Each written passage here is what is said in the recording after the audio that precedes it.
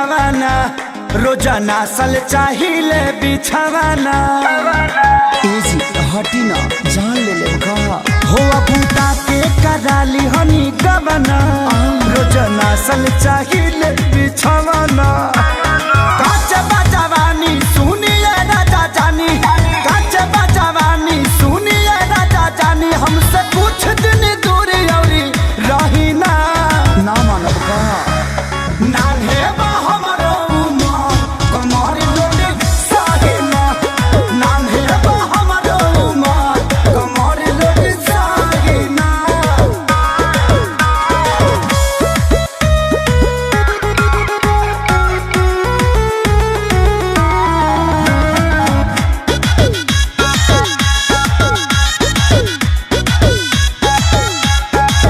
नहीं करी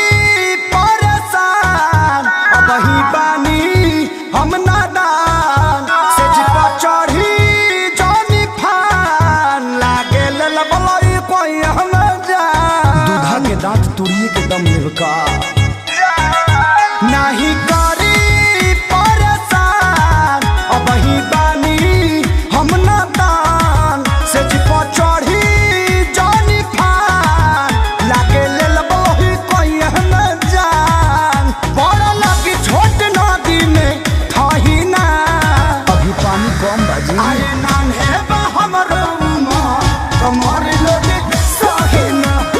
नान्हे बा हमरो उमर कमर लोटे साहिना